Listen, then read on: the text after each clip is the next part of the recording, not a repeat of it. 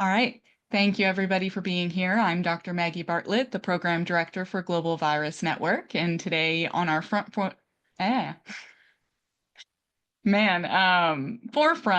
of Virology webinar series, I'm very pleased that we have Dr. Boghuma Titanji. I am doing a terrible job. Titanji. And please feel free to correct me if that is a mispronunciation. She will be enlightening us about the global outbreak of Mpox, the implications for pandemic preparedness in the wake of COVID-19. She is an assistant professor of medicine at Emory University. Her research is focused on HIV and emerging infections with a focus on global health equity. And during both COVID-19 and the Mpox outbreaks recently, she's contributed really substantially to the novel therapeutics and disease understanding of both. And her current work is really exploring the inflammation as a critical driver of cardiovascular disease in those with HIV. Not only that, in her substantial research work, but she's dedicated to strengthening research capacity in Africa and advocating for equitable healthcare solutions through science communication and policy engagement. I always love seeing anything that she shares. She is truly remarkable on multiple fronts, and I'm very pleased that she will be chatting with us today. And I'll hand it over to you. Thank you, Dr. Bartlett. Do I have to share, Ruby, are my slides shared or do I have to share my screen? You can share your screen, but I can also share on my end if that works for you. I think that I will share so that I can better control my Okay. slides, if that's okay. Just a moment here.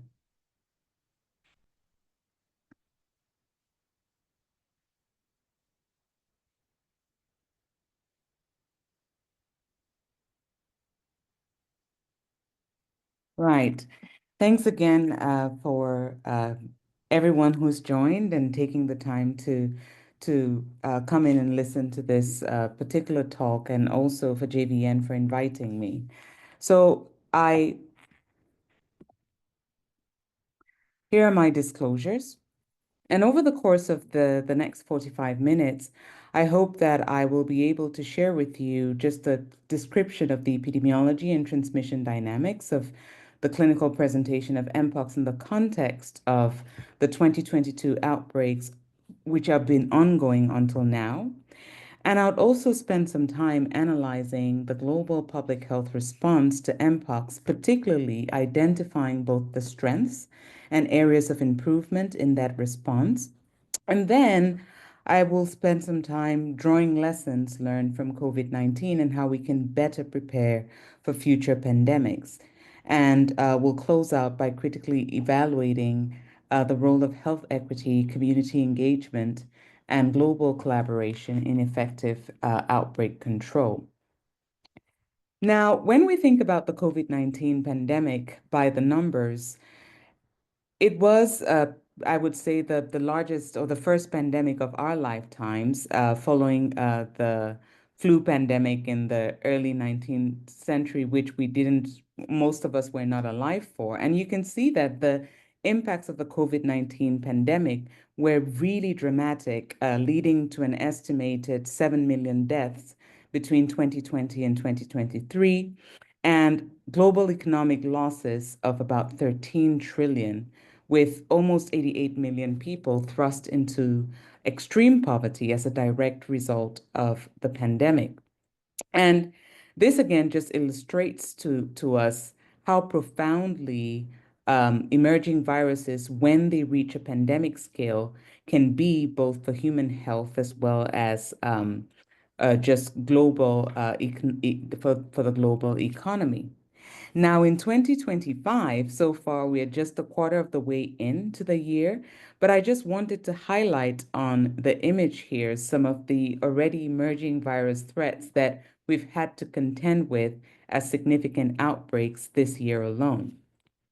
But when you look at the broader picture and you kind of really consider what are emerging and re-emerging infectious threats, the picture is even more complex, and an important reminder that we are constantly faced with the threat of having consequential outbreaks of disease that require not just local preparation, but really a concerted global preparation in order for the world to be ready when the next pandemic strikes.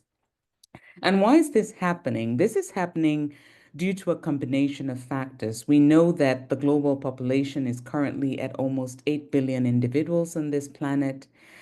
We have better travel and connectivity between countries and between continents. And we are also expanding our encroachment into the natural habitat of wild animals, which increases the ability for spillover events to happen.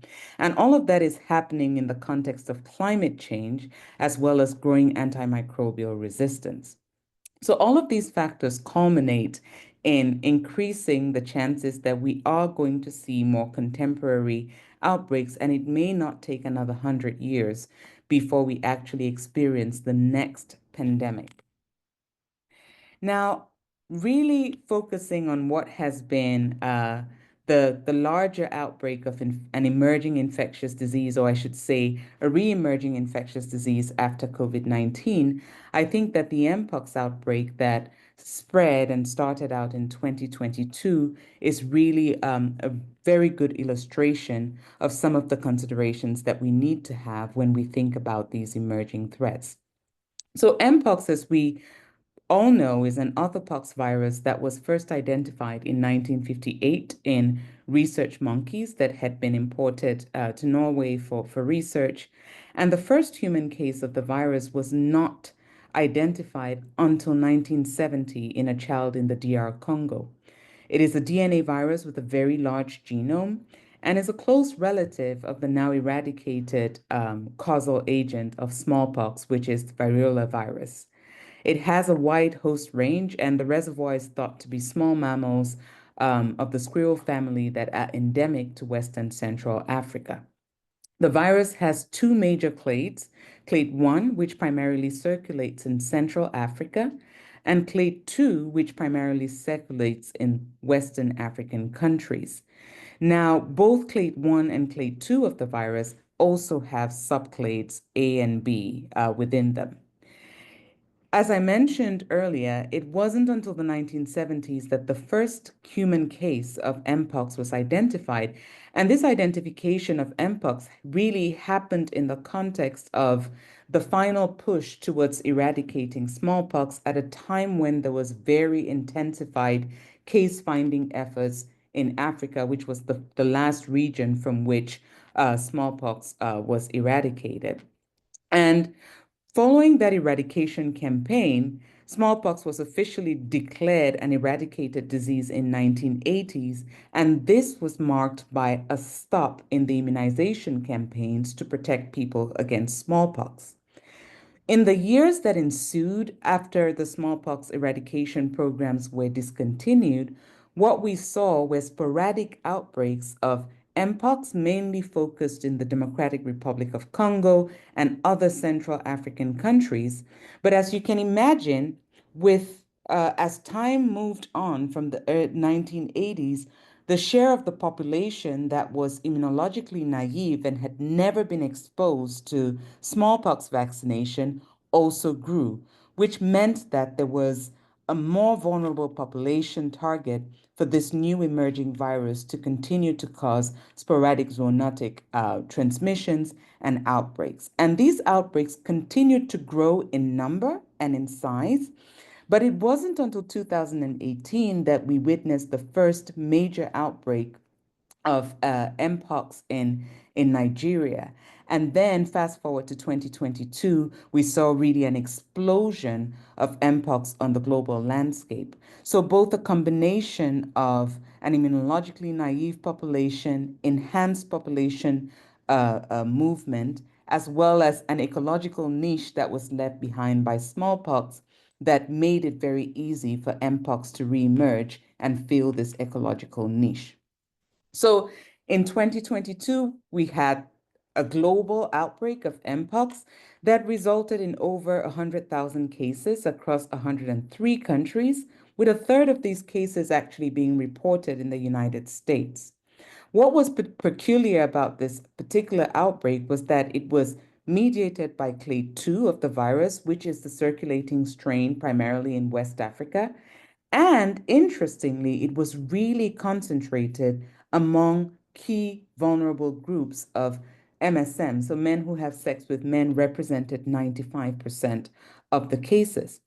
And for the first time, we saw sustained human-to-human transmission happening in non-endemic countries, not linked to travel and not linked to zoonotic exposure. And additionally, sexual contact was shown to be a major driver of the case numbers in this outbreak. So, due to the rapid international spread of the Mpox outbreak in 2022, this led to the WHO declaring a public health emergency of international concern. Just very briefly, without dwelling on this, transmission of Mpox occurs through close person-to-person contact with individuals who have active lesions. And the incubation of the virus is relatively wide-ranging from 4 to 21 days. People generally have what we describe as a viral prodrome preceding the classical rash, which is a papular rash with the central umbilication. And the slide on this, the photo on this slide just shows you the natural progression of the rash during the period of infection all the way until recovery. 99% of individuals recover fully within 2 to 3 weeks of their initial infection. And it's now well described that clade 2 infections tend to be more severe than clade 1 infections tend to be more severe than clade 2 infections. In individuals who are immunocompromised, pregnant, or in young children, these are all considered factors that can predispose to complications or even death. Now, the response to the clade 2 global outbreak of Mpox in 2022 was very robust, particularly in the global north, thinking about countries in Europe and North America specifically. And they were able to achieve containment of the outbreak within 6 to 8 months. And this here just illustrates the epidemiological curve of the outbreak in the US, really showing you a rapid rise in cases with a peak around August of 2022, and then a flattening out of the cases as public health measures kicked in and vaccination campaigns started and the epidemic was controlled. So what were some of the things that led to this rapid control? There was rapid international alert through the Public Health Emergency Declaration by the WHO, which immediately increased funding, increased attention of countries that there wasn't a problem, and all of this galvanized rapid deployment of vaccines and also leveraged a lot of the lessons that had been learned from HIV in the 1980s, utilizing advocacy groups to really educate the most affected communities, leading to modification in behavior and urging people to get vaccinated. Additionally, governments within North America and Europe ramped up testing capacity, which very quickly allowed cases to be identified and given medical attention and isolated to contribute towards containing the outbreak. But on the flip side, what happened in African countries? We saw a complete failure to actually address the outbreak in endemic countries within the African continent that had been dealing with sporadic outbreaks of Mpox for over 5 decades. And they continued to not have adequate surveillance or access to adequate testing and even vaccines. And we also saw repeat patterns compared to what we had seen during the COVID-19 pandemic of vaccine hoarding, treatment hoarding, and a decentering of endemic countries in favor of countries in the global north as part of the response to that public health emergency. And if the pandemic taught us anything, it did teach us that if you ignore an outbreak, what doesn't kill you ultimately mutates and tries again. And that's exactly what Mpox did. So while we were taking victory laps in the global north about the containment of the Mpox outbreak in 2022 and 2023, slowly in the background, the DR Congo continued to experience uncontrolled outbreaks of Mpox and then started seeing an uptick in cases that was pretty uncharacteristic around September of 2023, particularly in the southeastern region of the Congo.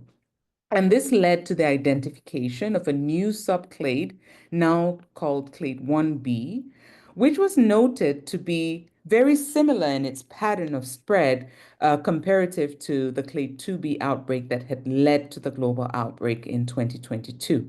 It was found to spread more efficiently from person to person, and also for the first time, sexual transmission was described for clade 1 virus with a spread that was, again, characterized by effective spread through sexual networks.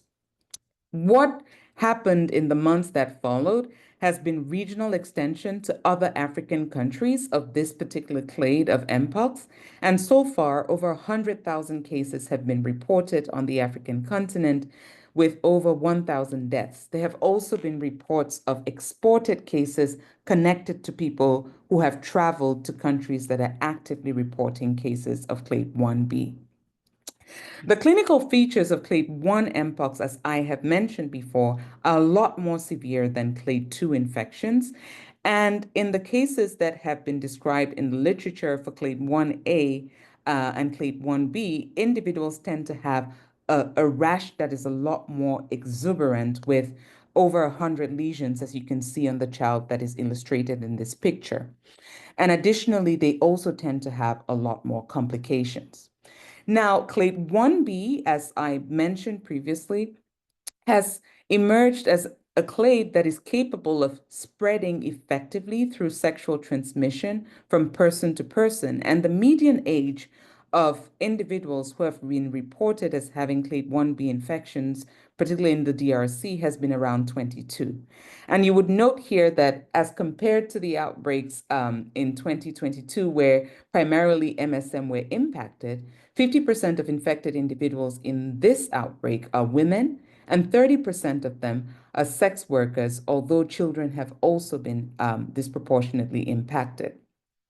And infections have also been associated with increased risk of pregnancy loss, as well as higher instances of fatality in children and immunocompromised persons, much in the same way as with clade 2 infections. So what are some of the temporal trends of Mpox cases in Africa now going back to the time period from 2022 all the way to 2024? This is a recent publication by Ndembi and colleagues of the African CDC that really tried to map the geographical distribution of Mpox cases on the African continent in different periods of 2024. And as you can see here, at the beginning of the year, only 6 countries were actively reporting cases, but as the year progressed, we are now at an estimated 19 countries actively reporting cases. And this has actually galvanized the WHO in August of 2024 to declare a second public health emergency of international concern for Mpox due to its uncontrolled and expanding spread in African countries.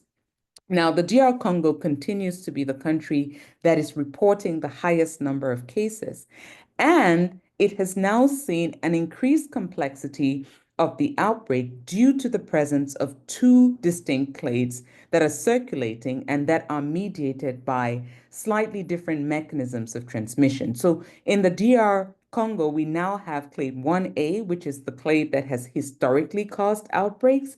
And then we have the newer strain, clade 1B, that is now spreading more effectively across sexual networks. Historically, clade 1A has been associated with zoonotic transmissions, leading to human outbreaks that are not quite as sustained in their transmission as clade 1B, which is capable of transmitting quite effectively through sexual networks in a manner that is sustained. Additionally, the porous borders around the DRC, which shares a border with 11 countries, makes it easy for the virus to be spread to other countries that neighbor the DRC and really explain why we continue to see this expanding outbreak where this virus is concerned. So where does the global situation stand currently for Mpox? We are still in an ongoing public health declaration of international concern that has been renewed and maintained by the WHO because the situation continues to be considered as not contained. 19 countries in Africa are reporting ongoing outbreaks and cases, and we have had several exported cases to North America, Europe, and Asia. We still have no effective antiviral drugs for Mpox currently.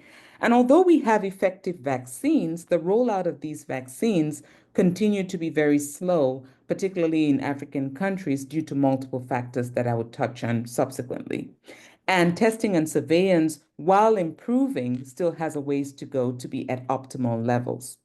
In addition, we're now seeing an escalating war in the southeastern region of the DR Congo, with the epicenter of the Clade 1b outbreak, the provinces of North Kivu and South Kivu currently experiencing a rebel takeover and intense fighting, which complicates the ability for public health teams to continue to respond to this outbreak in that region. And we've also seen competing regional crises, such as concurrent outbreaks of Marburg in Tanzania, Ebola outbreaks in Uganda, which place added pressure on the limited resources to respond to outbreaks on the continent. And additionally, in recent months, we've also seen a freeze on U.S. foreign aid that makes it very challenging to continue to have sustained resources to maintain the response to the Mpox outbreak. Over $1 billion were pledged in response to the public health emergency of international concern declared by the WHO for the Mpox outbreak in African countries. But to date, less than 10% of these pledges have come through. And in a landscape of a very challenging global public health funding, it's quite bleak to imagine how much of these funds will effectively continue to flow through to sustain the efforts at containing this outbreak. Additionally, the U.S. promised 1 million doses of vaccines, but the transfer of these vaccine doses has also been halted after recent USAID pauses, and we don't know when this transfer will resume. And it's also important to bear in mind that before the cuts to US aid funding, the US provided 70% of the DR Congo's foreign aid support. And the sudden loss of this foreign aid support certainly has ramifications for the response to Mpox as well as other outbreaks that happen within this country.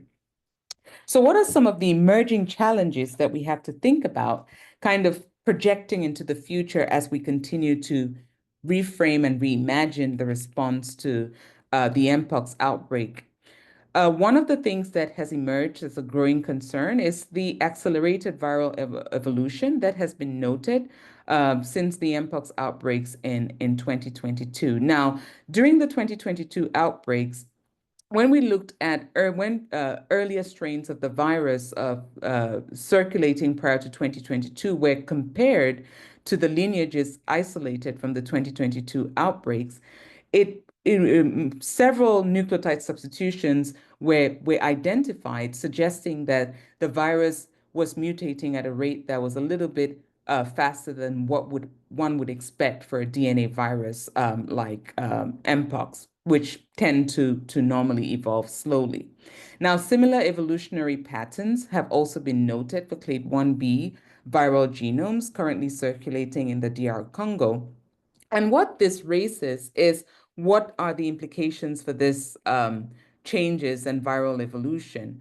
Would we see enhanced human-to-human transmission? Will the virus over time adapt to be better at immune evasion through altered antigenic profiles? Or will the virus be able to adapt to new tissue tropisms? So there are certainly concerns for continued adaptation and potential for epidemic spread in non-endemic regions, particularly when you consider that this outbreak is still relatively not contained at present. And additionally, we wonder whether host defenses may also unintentionally accelerate viral evolution. And all of this highlights the need for continued genomic surveillance and public health readiness to quickly identify if the virus is changing, how it's changing, and the implications of these changes for its containment. As I mentioned previously, we continue to not have any effective antiviral drugs for treatment of Mpox.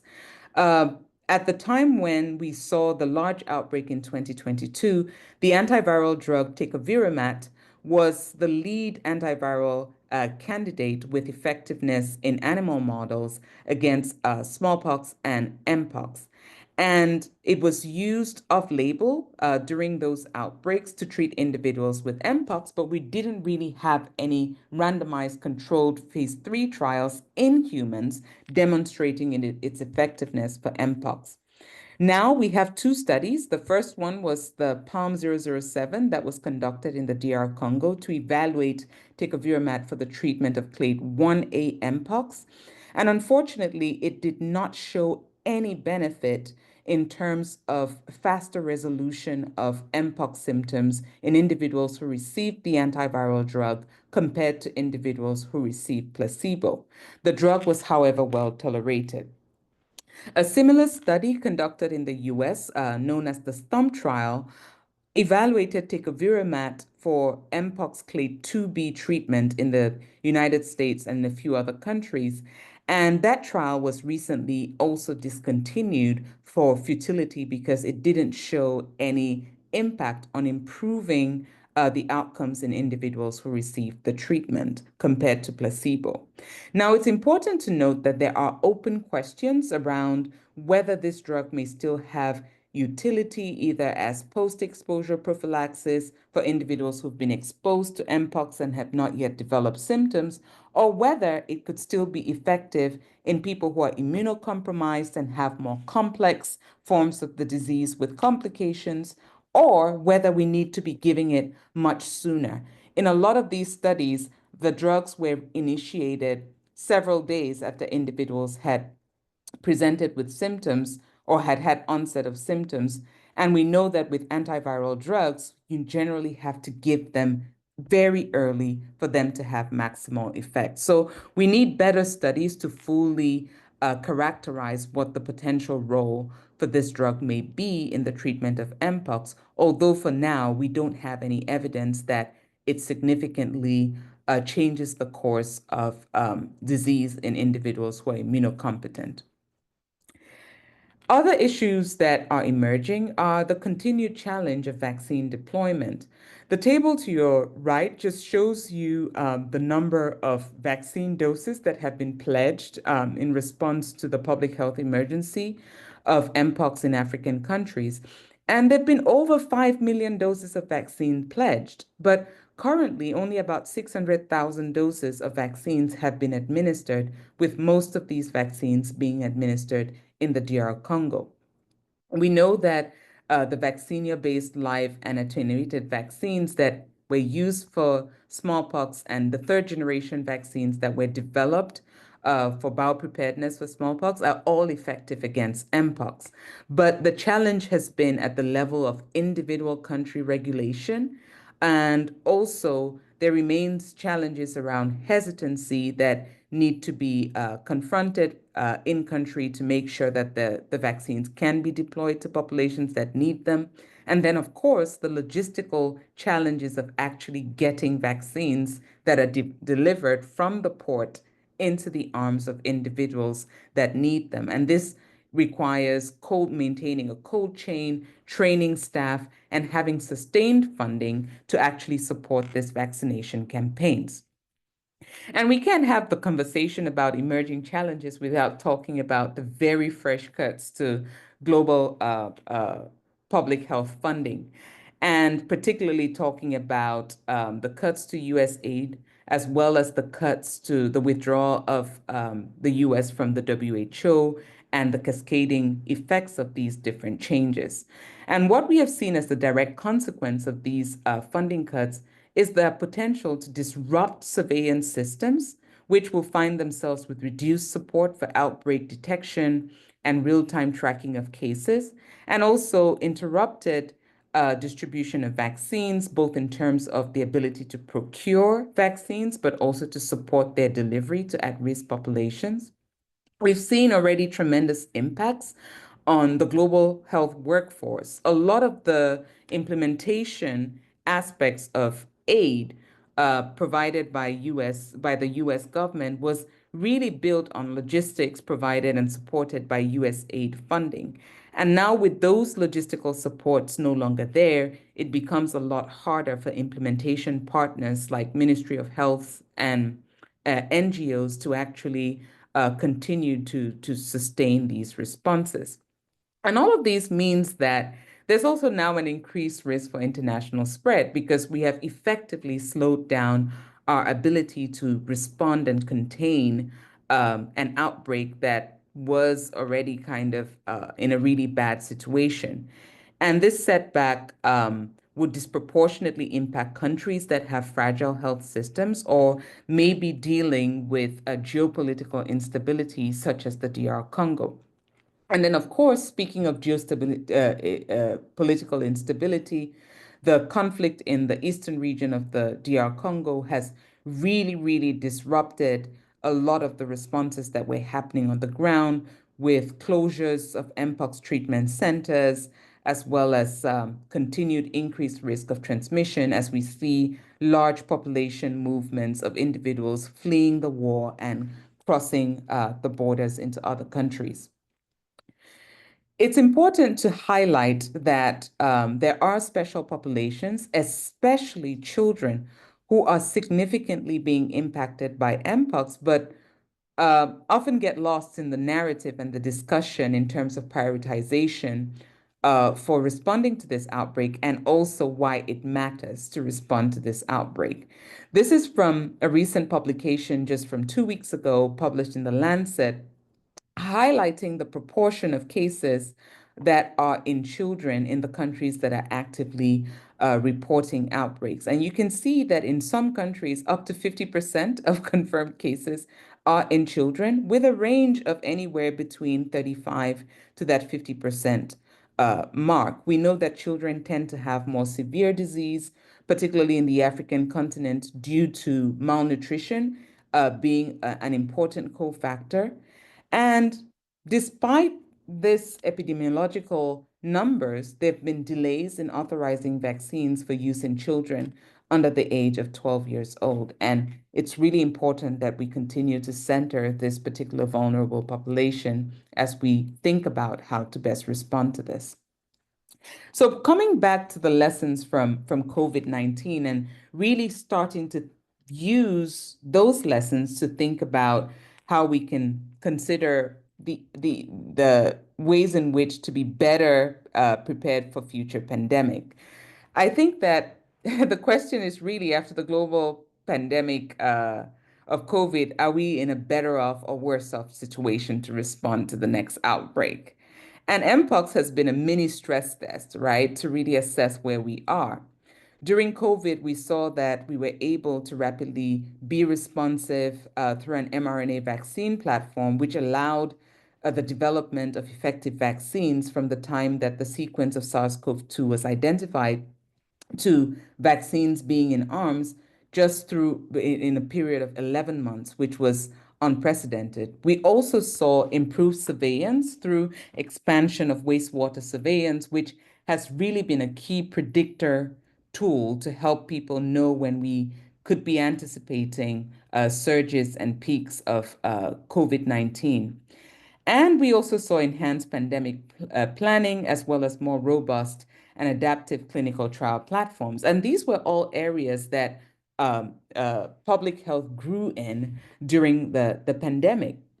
But it's also important to note that despite these areas of growth that should ideally position us as a global public health community in a stronger position to be able to respond to outbreaks, we've also seen negative effects spill out from the pandemic, such as an explosion in misinformation and disinformation, a growing vaccine hesitancy, and even just anti-science rhetoric, as well as a changing global geopolitical landscape that introduces new challenges to actually thinking about pandemic preparedness.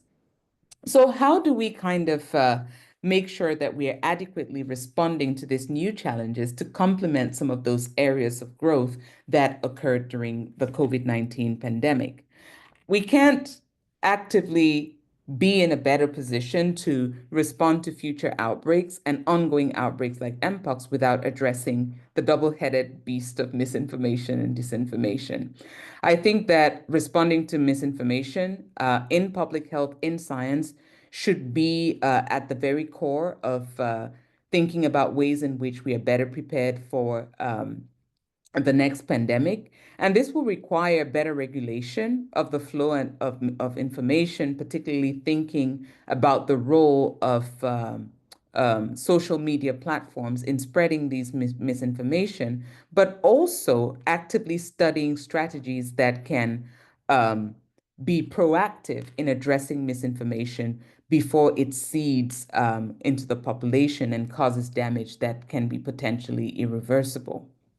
Additionally, thinking about the issue of vaccine hesitancy and its far-reaching consequences, we know that even right now in the US, we're dealing with what is the largest measles outbreak in decades.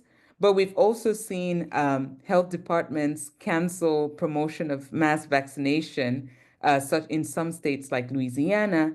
And just last flu season, we saw the worst flu season in decades, part of which was related to lower uptake of the flu vaccine. So we have to kind of think about ways to proactively address vaccine hesitancy because it would impact our ability to respond to outbreaks even when we have vaccines available, as is the case with Mpox, for which we had a vaccine readily available at the time that the outbreak emerged. But you can imagine that in the context of prevalent vaccine hesitancy, having a vaccine may not always mean that you would find individuals ready to be accepting of the vaccine. Now, turning over to thinking about the rapidly changing global geopolitical landscape, this has had pretty significant ripple effects on our ability to respond to pandemics. And I think coming out of COVID-19, it was very clearly recognized that there was an urgency to arrive at some sort of agreement as a pandemic treaty that would essentially bring nations together to agree to the best ways in which to utilize and share resources in times of outbreak to maximize protections of the broader community as opposed to just focusing with one country. And after a long slog and several rounds of negotiations, just last week, the WHO announced that they had arrived at a pandemic treaty agreement. Unfortunately, the US has withdrawn from that and was not really a part of the final phases of negotiation. But at least we now have a pandemic treaty that can serve as a template to ensure that resources are better distributed when that next outbreak arrives. So in terms of chaos to US funding and its implications for the downward cascade on abilities of countries, particularly in the global south, to respond to outbreaks, this is still an area of uncertainty. We don't know if the USAID program will be reintroduced in some other capacity, but it's also important to recognize that now, besides the damage it has done to the ability of countries that relied on this aid to respond to outbreaks, we will also be seeing outbreaks of other diseases that may not be new diseases, but may resurge, things like HIV, malaria, TB, which would again put added pressure on what are already very limited resources. And lastly, just thinking about the role of the US and the leadership role it plays, particularly in organizations like the WHO, now with its withdrawal, both in terms of funding and in terms of membership from the WHO, that leaves a huge gap in terms of leadership, both financially and expertise-wise, with implications for the organization's ability to respond effectively to pandemic and epidemic threats. So what does pandemic preparedness for the future look like? This would be the third and final part of this talk, and I hope that we'll have some time to open it up for discussion. I think that we can't have a conversation about of the future of pandemics without really thinking about the important role of building resilience and the role of equity when we think about pandemic preparedness. Pandemics expose and they worsen global inequities. At the beginning of this talk, I highlighted how the COVID-19 pandemic plunged 88 million people globally into extreme poverty. And we saw during the COVID-19 pandemic that countries that were primarily countries in the global south with more limited resources had unequal access to both treatments and vaccines when these became available. Additionally, the structural barriers that drive morbidity and mortality tend to disproportionately impact communities when these outbreaks occur. And during COVID-19, even in the United States, 45% more deaths could have been averted if we had reached targeted vaccination of key populations. And the same was also reflected in the delays in getting vaccines into the arms of people in developing countries. And you can see illustrated on the image here that by May of 2021, even though the push had been to get as many vaccines, 20% of the most vulnerable populations in every country vaccinated, by May of 2021, only 0.2% of vaccine doses had actually gone to low-income countries, with 83% of the vaccines administered globally at the time going to high-income countries. So how do we build pandemic resilience and focus on equity? I think that there are many lessons that we can draw from the COVID-19 pandemic. I think a lot of the issues around vaccine inequity that happened during that time really galvanized and the thinking around expanding pools of vaccine development and manufacturing within the African continent. And I think that the pandemic treaty would also have a key to play once it's ratified in some of that technology transfer to ensure that countries that are low income or lower resourced are capable of producing some of these vaccines and treatments when needed locally without relying on donations or importations from foreign donors. And I think it would also be important to have inclusive decision making that ensures the representation of all voices when policies are made. And again, going back to the pandemic treaty, that tool will be, once ratified, will be very useful in ensuring that some of these equity-related issues are really emphasized when we respond to the next outbreak. Now, thinking about the role of community engagement in building pandemic resilience, it's very important to engage with the community, because oftentimes, even when we have the tools to respond to this outbreak, you still need the trust and participation of communities in order to drive up uptake and support the responses. And the community is generally the first responder in terms of identifying the outbreak and in terms of even adopting the prevention measures that lead to its containment. So the key challenges in community engagement remain mistrust in public health institutions based on historical injustices, as we've seen, particularly in the US around vaccines, and the lack of inclusive decision making. So when communities are not included in the decision making, it makes it harder for them to trust policy makers. And the misinformation and disinformation, which we've talked about before, also plays key roles in undermining the engagement of the community. But we also have several examples that again show us that we have to rely and continue to build community engagement when we think about future pandemic preparedness. Remember that engaging with the communities in West Africa and educating people on safe burial practices was absolutely key in the response to the Ebola outbreak in that region. And also, we saw that during the Mpox outbreak here in the US in 2022, really advocacy groups of MSM led the community charge in educating the vulnerable communities and really getting them engaged in terms of vaccine uptake and behavior modification that were so key in leading to the containment of the outbreak. And again, during COVID-19, we saw that the effect of going into the community, talking to people about vaccination, meeting them at their point of need, were really key ways in which to get them engaged in getting vaccines and getting on board with the measures to contain the outbreak.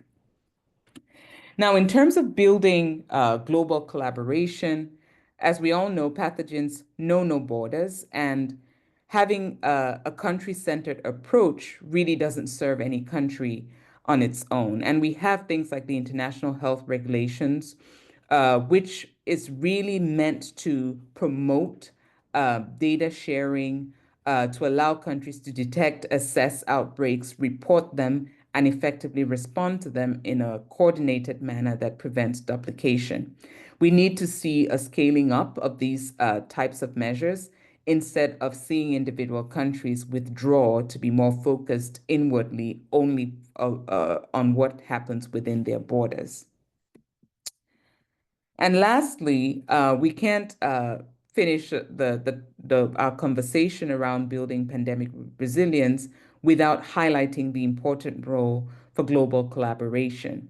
We know that during COVID, getting the mRNA vaccines led to over 2 billion doses of vaccines ultimately being delivered to over 146 countries globally. And I would say that was possibly the largest vaccine campaign that the world has ever seen. And collaboration in the responses to Ebola outbreaks in West Africa and also in the DR Congo have now led to us having 2 licensed vaccines to fight Ebola Zaire virus, which did not exist in the 2014 to 2016 outbreaks in West Africa. So those vaccines would not have been possible had we not had the collaborative efforts that brought countries together to develop these vaccines while responding to these outbreaks. And we also have examples like the Global Polio Eradication Initiative that has led to over 99.9% reduction in global cases of polio. Really, again, just underlying that no country can fight a pandemic alone, and we must remain grounded in global solidarity, even at a time when it is challenging to do so. So more threats continue to loom ahead in 2025. We still have an ongoing uncontrolled bird flu outbreak in wild stock and domestic flock and cattle in the US and in certain countries in Europe. There remains a high level of concern that the pandemic flu strain could emerge to be a more significant human pathogen. Mpox remains an unfinished epidemic that remains uncontained, particularly in African countries, with the threat for clade 1b to spread globally. And in the context of vaccine hesitancy, we're seeing a resurgence in vaccine preventable illnesses in children, particularly with outbreaks of measles and pertussis in North America. But there've been some global wins that I also want to celebrate, again, just to illustrate that when we strengthen capacity, it matters. When we build resilient systems, it matters. The Marburg outbreak in Rwanda late last year was rapidly ended by the robust response of the Rwandan government. And in just 3 months, they were able to effectively contain it and really limit the mortality of that particular outbreak. The Marburg outbreak in Tanzania, that was also declared in December of 2024, was contained just within 3 months with very limited case fatalities. and the ongoing outbreak of Ebola Sudan in Uganda is on track to becoming contained.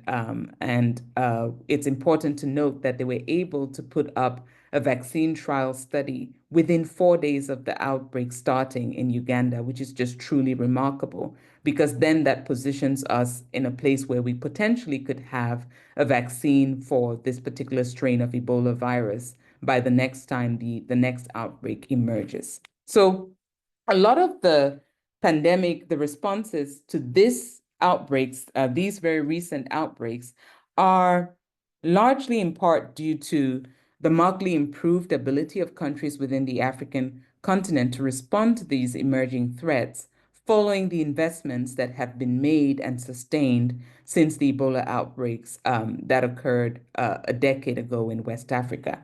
Again, highlighting that when we invest, there are definite gains that ultimately benefit the whole world. So to close out, I think that it's important to remember that we are likely to face more outbreaks, and that the next pandemic is also likely to come much sooner than we think. It's not going to take 100 years as the time between the last flu pandemic and COVID-19.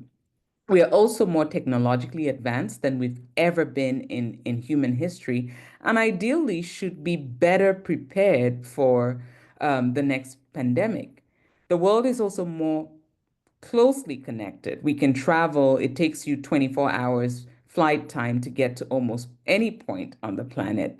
But it's also important to note that that connectivity doesn't necessarily overcome the fact that we are also more politically and ideologically divided. We are facing new challenges, and these challenges would require better adapted tools. So thinking about innovative ways in which to fight misinformation and disinformation and to navigate infodemics. Mpox remains a global public health threat that requires urgent action.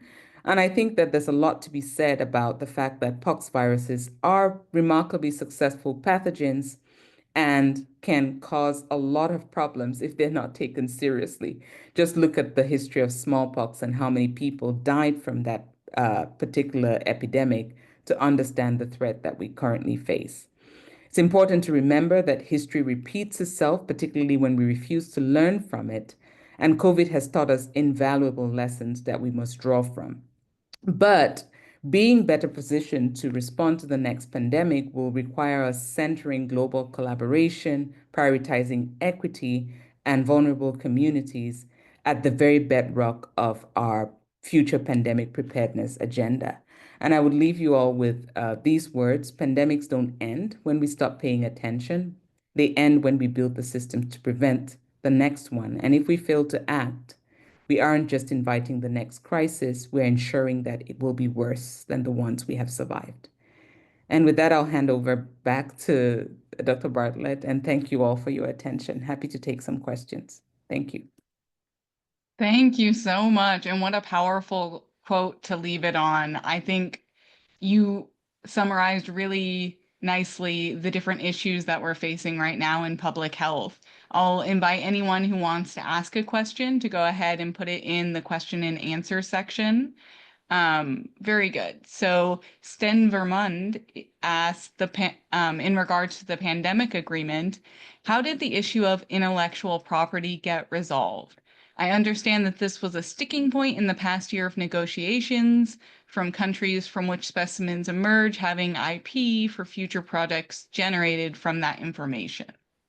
Yeah, there has been, I wouldn't say that it is entirely resolved. In the final version of the pandemic treaty that has been agreed upon, there were some concessions that were made, and really some of the questions around intellectual property and how much of that manufacturers will have to give up have really been watered down in the latest iteration, with the concessions being around really transfer happening primarily with a focus just on lower income countries. So again, middle income countries may not be fully allowed to kind of benefit from some of those IP transfers.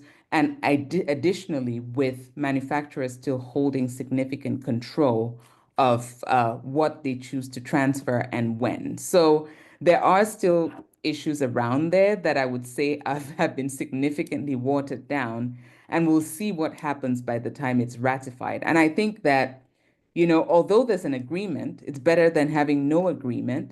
But I think that the real test of even the agreement that we currently have will be when we get that first stress test and we have an actual pandemic to see whether some of the things that have been agreed upon are actually respected by the signatories of the agreement. That will really be the test of that treaty. Yes, well said. Sten wants to know, what is the latest idea as to why casual family transmission occurs in Congo, but it's more prolonged and intimate contact that drives transmission in Europe, North America, Asia? I don't think that we necessarily know that for sure yet. I think that there are actually currently studies that are being led by the Africa CDC just to better fully characterize how transmission is occurring in where Mpox is concerned in Africa, and particularly the questions around household transmission. What is in the literature? A lot of it is anecdotal. And when you actually go and try to tease out the evidence, it's just not there. So these studies really need to be done.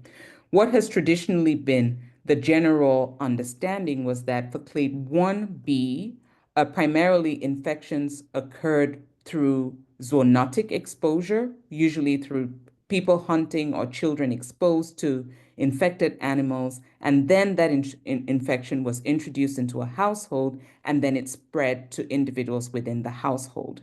Now, in clade 1b infections, we're seeing close intimate contact through sexual contact, and then maybe individuals living in close quarters, be it in refugee camps or in mining camps, particularly when you think about North and South Kivu region in the DR Congo. Maybe it's more the overcrowding that appears to be driving the human-to-human transmission within households in that setting. So there are questions around that, but these studies have not been systematically done, and there's a lot of anecdata out there that needs confirmation, is what I would say. No, that makes a lot of sense. Stuart Isaac asks, he says, wonderful talk and appreciate the many of the optimistic thoughts that you conveyed. Do you see a pathway that spread of clade 1b will not go through the same global spread that was seen for clade 2b? I'm not optimistic that it wouldn't do that, because the thing is, we still have a large naive population out there. I never got the smallpox vaccine, for example. And most people, unless you're in healthcare or work in a lab where you work with orthopox viruses and you got a smallpox vaccination for that reason, most of us are not immune. And even in the 2022 outbreak, the vaccine campaigns were very targeted to focus on MSM. So it immunized a very key population that was at highest risk. So there's no reason to feel complacent and think that if the right conditions come together, we will not see an introduction of clade 1b Mpox into networks outside of the DR Congo and African countries experiencing outbreaks currently, and see the same type of spread that we've seen with clade 2b.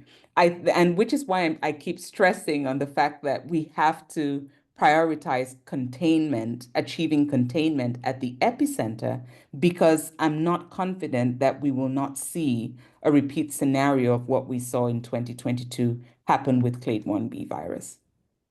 Yeah, very important to underscore that. And the next question is about, with global funding cuts, has Africa put some ways to stand on its own stance in future similar circumstances?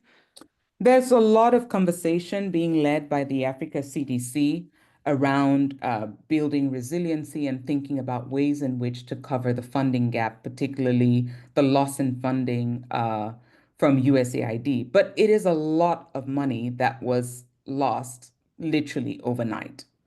For example, thinking about the funding that came through to the DR Congo, that 70% in foreign aid funding was equivalent to $1 billion US that was coming in to support the DR Congo. So that's one country. And then when you Yeah. think about the continent as a whole and the programs that are impacted by these funding cuts, it's a lot more challenging to find ways to replace the lost funding, particularly when it happens abruptly.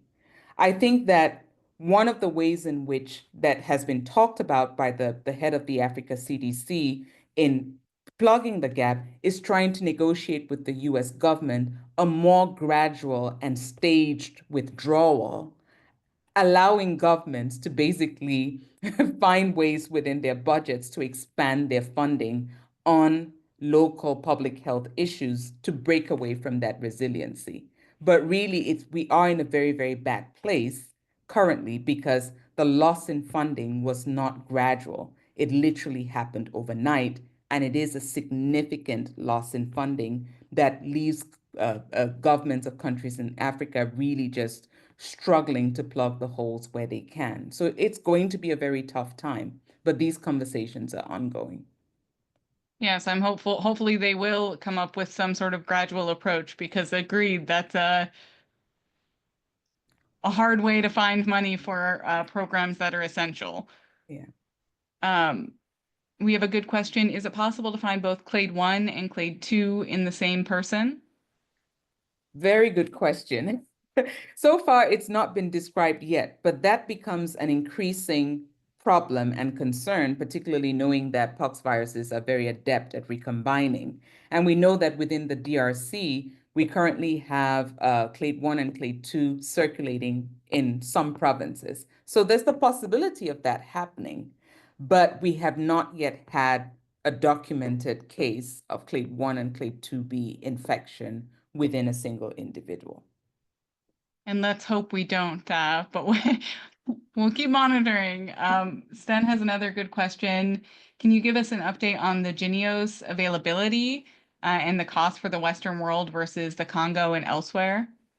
Actually, I just got back from the World Vaccine Congress in DC, and Yes. I was at a presentation with Bavarian Nordic. They have the capacity to produce, they have currently over 20 million doses available, and the issue is more demand. They really highlighted the fact that they have not seen demand, not demand from the countries experiencing the outbreak. Currently in the DRC, 600,000 of the doses have been delivered, and they're actually not, they don't have doses to put into arms there. But where the block is first of all funding to transfer the pledged doses have not been delivered to countries. So there are countries that pledged 5 million doses. Those haven't come to the countries that need them. Some doses have been delivered and are still at ports and not actively being dispersed because countries have not yet changed their regulation to start delivering the doses. And then additionally, there are countries that want to procure doses but don't necessarily have the funds to do so, and now are having to try and find the funding to order doses, again in the landscape of USAID funding cuts and dwindling funds for global health, which makes it more challenging to think about where this sources of funding will come from. So that is really where the bottlenecks are. No, I think an interesting, along the same lines, Bert Jacobs says, while the US government has withdrawn from global public health, us individual scientists have not. How can we help? Either in vaccine education in the global south and in helping develop local vaccine production. What are some of the things that those listening today and those throughout the GVN might be able to help? Yeah, I think that one of the things with Mpox is that it's one of those re-emerging viral infections that tends to lend itself to being forgotten. And we're actually being in that phase again where it's not at the fore of people's minds and thinking about what are big global public health issues are out there that we need to be addressing. So I think one of the things this audience can do is to talk about the problems, and I hope I've given you all the tools to know what is at play and to have your talking points as why people need to care about this issue. That's the first step. And I think that oftentimes as scientists, we don't necessarily engage enough with policymakers to draw their attention to things that need attention. And then secondly, speaking to a group of virologists, we don't have any antivirals. So there's still a lot of antiviral research that needs to happen to get better antivirals to respond to this infection and to be better prepared to kind of treat people and provide the tools. In terms of moving vaccine manufacturing to African countries, I think that that is more of a long-term project in terms of thinking about that, because right now, where the priority is there are doses that have been pledged. How do we get the doses delivered to the countries that have vaccination programs ongoing and need doses and just don't have them? Actually, a colleague of mine in the DR Congo who spoke at the World Vaccine Congress, who is leading the vaccine implementation program, actually said that they ran out of doses, and then that triggered misinformation because people said maybe the vaccine is no longer being administered because the government has realized it doesn't work. But it's because there are no doses. So again, gaps in vaccine, gaps in the response can be misconstrued by the population in a manner that then feeds misinformation and actually compromises a lot of the gains that we have made up until the point where we're now facing challenges in funding, geopolitical instability, et cetera, et cetera. So helpful for us to remember and keep in the forefront of our mind as we're thinking about how we respond to all of these things. And I want to thank you again for being on the webinar and giving us such a fantastic talk about what's going on with Mpox, lessons learned from COVID, in this complicated ecosystem that we really need to think about for pandemic preparedness to be what we all know it can be with the current tools and technologies. Absolutely. Thanks again for having me. My pleasure. And with that, I hope to see you all at our next webinar, and we'll certainly post this on our channel and share with you so that you can share outwardly. And see you all soon.